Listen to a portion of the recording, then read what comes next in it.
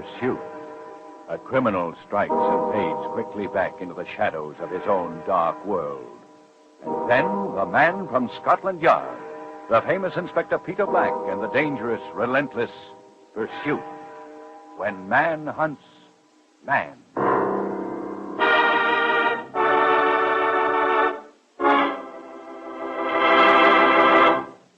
In just a moment, tonight's story. Now, with Ben Wright starred as the famous Inspector Peter Black of Scotland Yard, we bring you tonight's story, Pursuit and the Asiatic Killer.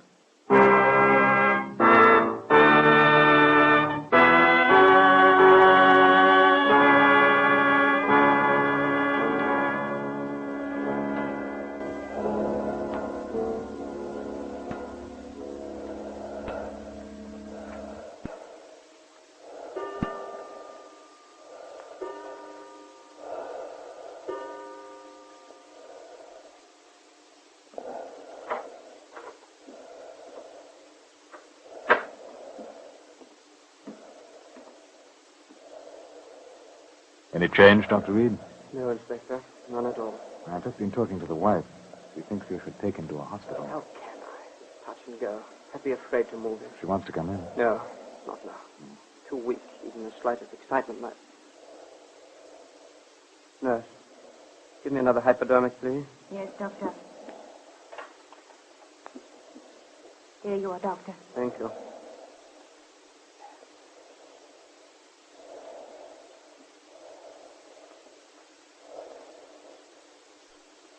Do you think he was in his right mind? About saying he was poisoned? From the looks of it, I'd say so. It's not a natural illness, then. The heart... Definitely not. The man suddenly falls ill, claims he's been poisoned. You've seen the symptoms before. Look at him now. Yes. Well? Nurse, tell Mrs. Callender to come in.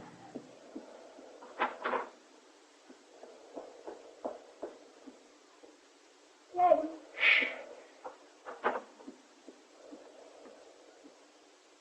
He's better, isn't he?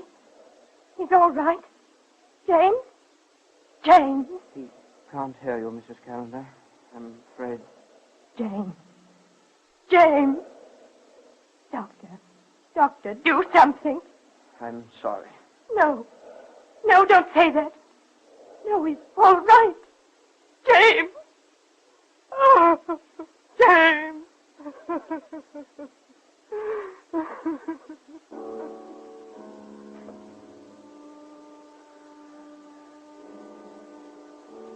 James Callender died at 2 minutes past 3 in the morning. He had been stricken sometime before midnight.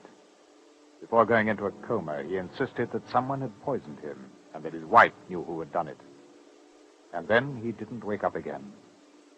It was only a few hours later that Detective Sergeant Moffet telephoned the autopsy report to my office. It was 10 o'clock, a Tuesday morning. Autopsy report, sir. All right, let's have it, Moffet. The doctor was wrong. It wasn't poison. Oh? No, sir. The man died of Asiatic cholera.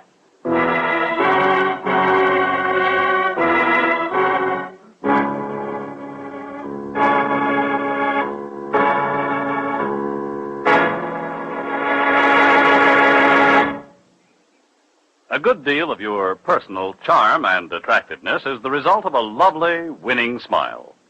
But more and more, people are finding that a change in their way of cleaning their teeth, in an effort to prevent tooth decay, has caused their smiles to fade, has robbed their teeth of whiteness and brightness. Now, this can happen to you, gradually, without your even noticing it. So use a dentifrice that not only helps prevent tooth decay, but also whitens and brightens your teeth beautifully, makes them really clean. And no dentifrice cleans teeth like powder.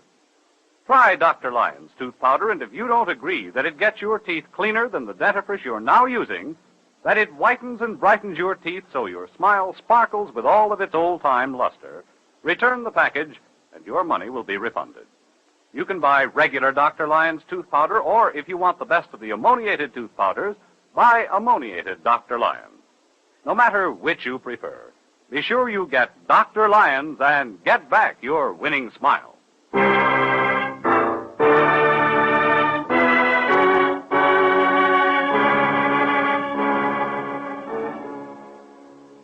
Asiatic cholera, one of the most severe and fatal diseases known to man. It had killed James Callender, and in his agony he had cried out against a poisoner.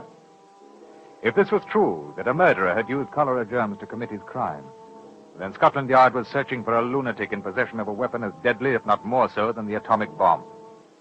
I took the case to Commissioner Harkness. Devilish serious, eh, Black? I know, sir. Of course. Man may have been raving. Well, I thought of that. But cholera. Good Lord, if something like that got loose again. Oh, before we go any further, sir, it might be an idea to phone the Ministry of Health. There may have been a few other cases. Good. Chief Medical Officer, what's his name? Oh, Sir Conrad Devon? Right. Hello, Stannard. Get me Sir Conrad Devon at the Ministry of Health, would you? Right. I don't like this. No. I don't like it at all. You know anything about the dead man? Oh, no, sir. No, I told you I haven't been back yet because I wanted to wait for the autopsy report. Yes, quite right. What was that he said about his wife knowing? Well, that was just before he became unconscious. He was whispering.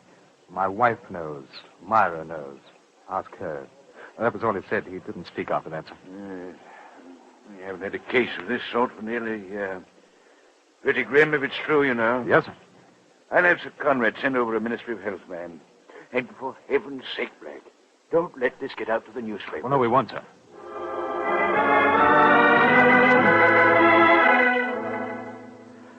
At 1 o'clock, the truth of the matter was settled. The Ministry of Health biologists, as well as our own people, put the lid on it. They made several tests, and the results of each told us that James Callender had died of Asiatic cholera. Now it was my job to find out how. I went back to question the bereaved wife.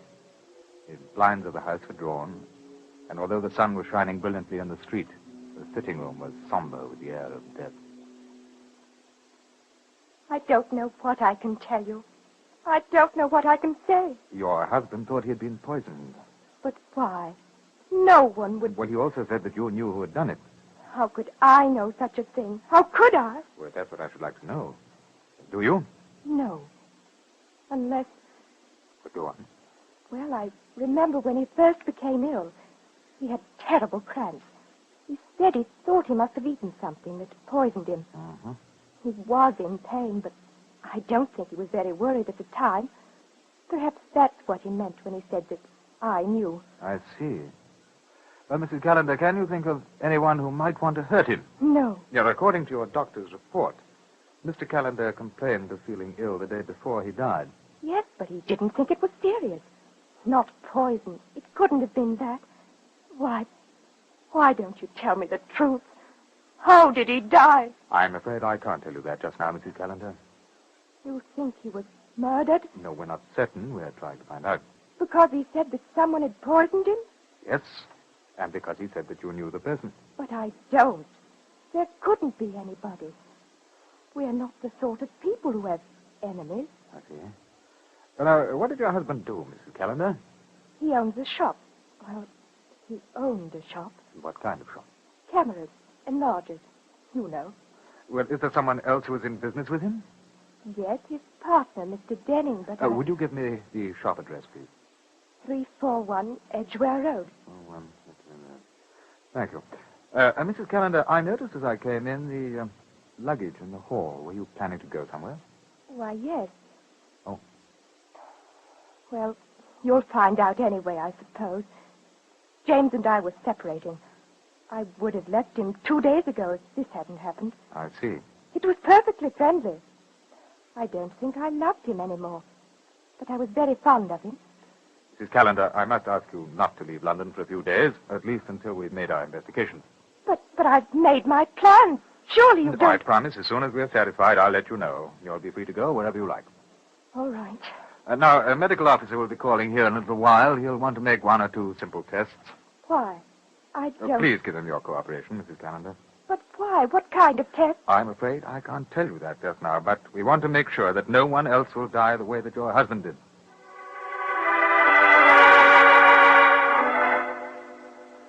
We still had no positive proof that James Callender had been murdered. There was only his dying word. So I checked back with the yard before going to the camera shop in the Edgware Road. There's nothing here, sir. Ministry of Health called a few minutes ago.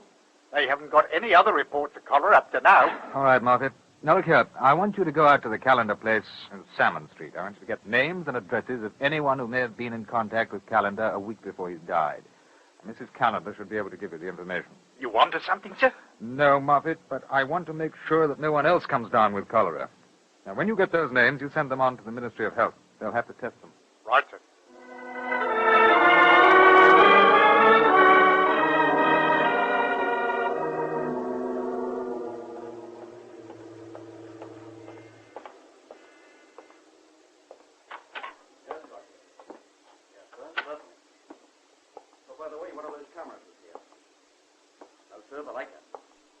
Yes, sir, it was lucky, the 3-up model. Yes, sir, I will. Goodbye, Doctor. Good afternoon, sir. Good afternoon. Chief Inspector Black, Scotland Yard. Oh, is something the matter? Yes, sir. Your partner, Mr. Calendar. Calendar? I don't quite... Haven't you heard, Mr. Dennis? Heard? What? Well, he died last night. Good Lord. No. How? I'm rather surprised that you hadn't heard. I knew he was ill yesterday. His wife telephoned. I was going to ring up this afternoon. I had no idea. How did he die? What happened? Oh, we're trying to determine that, Mr. Dennis. You're... Suicide? Well, we're not sure. I can't believe it. Can you tell me anything about him, his state of mind in the past few days? There's nothing to tell. It was no different. Well, there's nothing troubling him, possibly. Your business relationship was satisfactory? Exceedingly. Finances? These days, as good as they can be under the circumstances. Yeah. Did you know about the separation action between Calendar and his wife? Yes. Did he appear upset about it? No. No, it was calm and quite deliberate on their part. The most sensible thing to do. Mm-hmm. Tell me, is Mr. Calendar in the habit of frequenting foreign restaurants? Chinese, perhaps? Not as far as I know. In fact, I'm almost positive that he didn't. Calendar liked very simple cooking. I can't understand. I mean, that he's dead. It's a terrible shock to me. How did he die? I'm sorry, sir. I'm not at liberty to tell you that. Just one more thing. Did Calendar confide in you, or a mention of an event in his past, let's say? Don't exactly follow you. Do you mean an event which could have led to this? Yes. No. No, I'm sure not. He was a quiet man, lived a sensible life. That's why I... Yes, I understand. Well, now, I wonder if I may look through his office. Papers, you know? Of course. We share one at the back. However, Calendar has his own desk. Will you come this way, please?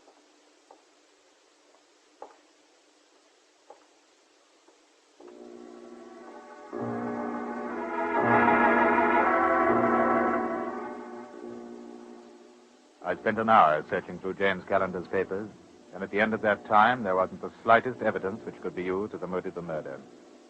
It began to appear that the dying man's statements were the ravings of delirium, in which case it was an even more frightening job for us, and for the Ministry of Health. One case of Asiatic cholera, although a terrible danger, can be controlled if the case is checked, and we still had no idea of the cause. I sent Denning to the nearest divisional police surgeon for his cholera test, and then I returned to the yard. It wasn't until the next day that we began to learn a little more. Not much to go on, sir. I know, Moffet, but one case of cholera like that, it just doesn't make sense. Certainly somebody else must have got it. I suppose the question of waiting now. See if it turns up again. I got that list from Mrs. Calendar. They've all been contacted. I wonder how many more there are who might have come into the shop. Well, still, Denning hasn't got it yet. That's a hope. Hello, yeah? Blake, Commissioner Hoffner speaking. Oh, yes, sir. Would have you come in for a moment, please? Right, sir. I'll be in the commissioner's office. Yes, sir.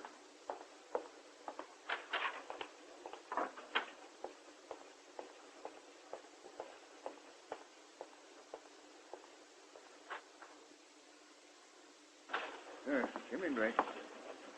Sit down. Thank you, sir. Now, look here. I've got some rather alarming news. Oh? Ministry of Health has done a little more work on that case. Cholera, nothing's changed there. But they don't think it's a natural case. Oh, really? They're reasonably certain that the dead man ate something, probably about a week ago. The germs were in that something. Well, yes, sir, but that doesn't mean to say that... If it was a week ago, the food must have been either eaten in a restaurant or bought at a grocer's. Now, if that's the case, it's almost impossible that one man would come down with cholera and no one else. Was there any chance of an immunity with others who ate the same food? I asked the same question. They said with cholera, No. You realize what this means, Blake? I'm afraid so, sir, yes. Somebody used the germs as a poison, administered it to Calendar. Unless another case or two comes along, it's going to be up to us. But the wife must know something, then. And Calendar swore that she did. Go out there again. We've got to make her talk. Yes? Hello, Moffet. Afternoon, Commissioner. 999 calls come in, sir. Well, what's up? Dr. Reed just rang through. Says he's at the Calendar address. Wants us to come over. Something's happened to Mrs. Calendar.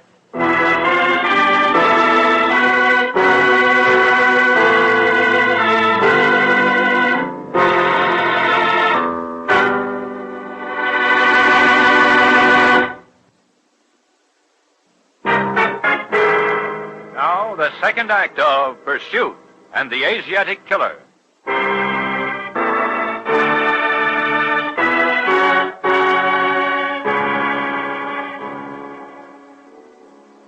Commissioner Harkness, Moffet, and I raced to the house in Salmon Street. It was nearly dark when we arrived. Constable took us upstairs, and Dr. Reed was waiting for us outside the bedroom door. Yeah. What's happened here? I don't know exactly. The front door was open. She was lying on the floor in the hall. A nasty wound in her head. I called you and the constable who was passing. Well, will she be... Yes, I think so. How did you happen to be passing, Doctor? I wanted to look in, see that Mrs. Calendar was all right. I told her that I would last night. I see. May I speak to her? Yes, I think it'll be all right. Not for too long, though.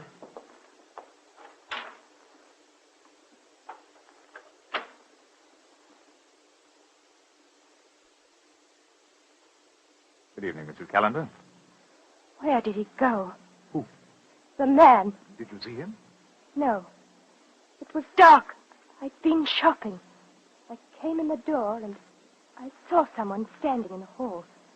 The light wouldn't work, and then he came toward me. And you didn't have time to run to the door? No. I must have screamed, and he hit me, and then That's enough. No more talking. I'm going to give you something to make you sleep for a little while. We'll wait outside, Doctor. I'm only thankful I was nearby. I have a headache, but it won't be anything worse. Yeah.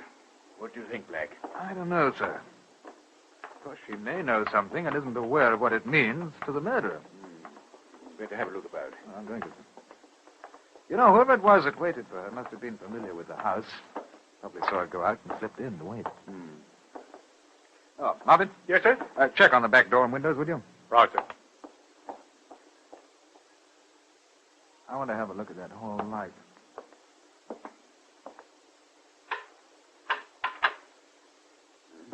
It's out. No question about that.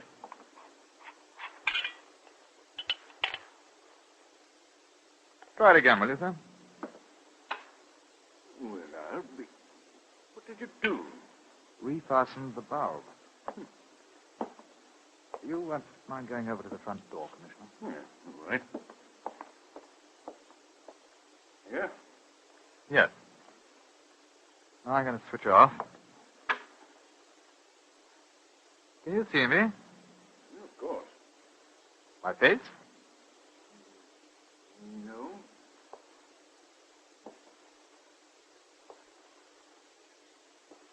What about now? Oh, yes, I can see your face now. Would you open the door, sir?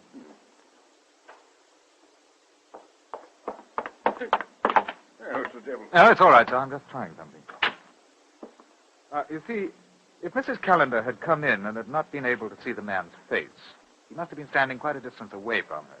But she said that the electric light wouldn't work. Yes, that's right. Well, the light is at least 6 feet inside the doorway.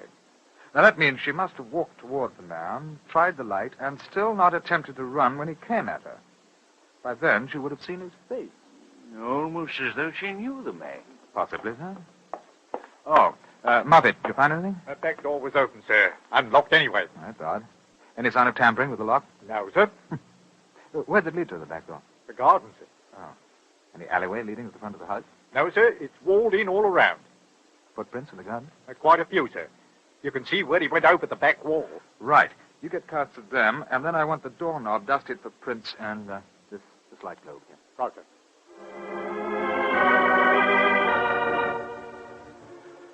At the moment, there was nothing to do until we received the results of the footprint and fingerprint tests. Commissioner Harkness and I returned to the yard. We had a bite of supper, and then we waited in my office. At 8 o'clock, Moffet brought in the information. All nice and clean, sir. Can't tell much by the fingerprints, but the shoe casts are pretty good. Size 10, and about 5'11". Approximately 13 stone. Both shoes in good condition. Probably expensive. May have an old wound or a break in his left leg. Right impression is a bit heavier. The man will have a slight limp.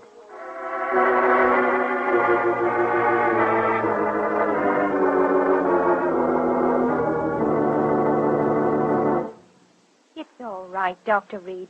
I feel much better. You shouldn't see anybody tonight. It'll only take a moment or two, Doctor. Oh, very well. Mrs. Callender, your husband said that you knew who killed him. But we've already... Yes, let us assume that you do know something which to you is unimportant, but your husband's killer has a death warrant. Is that why someone tried to kill me this afternoon? We'll assume that is the reason. Now, when you came in the door after shopping, did you see the man standing in the hall immediately? No, I don't think so. Not immediately. Mm-hmm. You walked to where the light switch was. Yes, I tried to turn it on. And then you saw the man. Yes, But not his face. that's right. It was then about 5:45. I suppose so. I'm not sure. It wasn't totally dark outside. No, but it was dark in the hall. There's a window in the hall, isn't Yes, it? So a trace of light could come through. it was dark. That's all I can tell you. Mrs. Callender, would you object if I took your fingerprints? Why? You don't think that... Do you mind? Inspector, this is going too far. One or two questions, perhaps. Mrs. Callender is my patient. I can't allow you to I'm question... sure that Mrs. Callender wants to find the murderer of her husband, Doctor. May I have your prints, Mrs. Callender? Yes, if you must. Thank you. Right, Moffet. Just relax your hand, madam. Thank you. Index and thumb will be enough, Moffet. Both hands. Right, sir.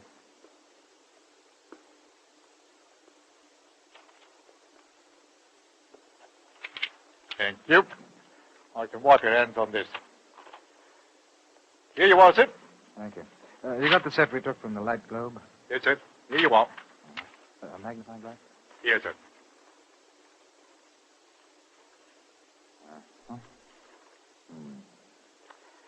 Now, Mrs. Callender, would you mind explaining why you unfastened the light globe in the hall? I didn't. Why should I do such a thing? That's what I want to know. Yours are the only prints on it. Oh, Inspector, what nonsense. The intruder had worn gloves, you know perfectly well. Yes, Doctor, that's quite right. Well, then why are you... Dr. Reed, do you know why Mr. Callender died? Of course. Poison. That's why I called the police. It was Asiatic cholera. What? Not at all. Mrs. Callender, would you know anything about that? No. Oh, no. Well, the man we're looking for is 5'11". He weighs 13 stone, and he has a slight limp in the left leg. Just a moment. Mrs. Callender, didn't I meet your husband's partner, Denning, isn't it? Yes, but they were very good friends. I'm sure No. He's a chap who's an amateur biologist. I remember now. He limps, too. It couldn't be. I think it could be, Mrs. Callender. I think we may find that somehow he obtained the cholera germs and gave them to your husband. No. And that you were both afraid of what the police would find out. So this afternoon, after I'd been to see him, he came over here and you arranged the scene of the attack together. But, Inspector, have you seen the wound? How bad is it, Doctor? Well, it was quite a heavy blow. Well, how much easier to throw us off the track, then? We can prove that Denning is the man who was here. I think it'll be his prints we found on the back door. Don't move. Stay exactly where you are. Speak of the devil, Mr. Denning. You've saved us a great deal of trouble. Get out of the bed, Myra. We're leaving. I told you not to come over tonight. Take a chance. See, White? Come on. Put down your gun, Denning. Not on earthly. All right. Moffet. That's enough. Stand still. Only be sure there's no one behind you, Mr. Denning. Much safer. Well, I think we can all go now.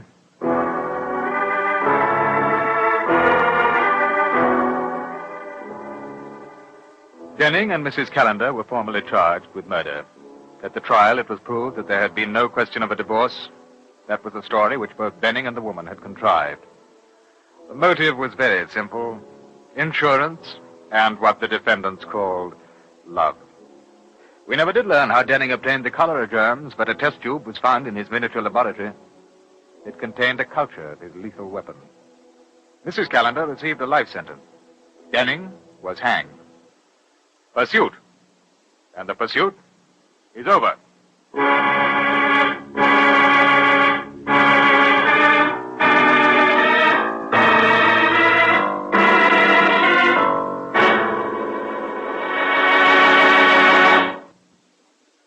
Pursuit is produced and directed by Elliott Lewis and written by Anthony Ellis. Music was composed and presented by Eddie Dunstetter. Ben Wright stars as Inspector Peter Black with Raymond Lawrence as Sergeant Moffet. Featured in tonight's cast were Sally Cassell, Julian Upton, William Johnstone, and John Sherman.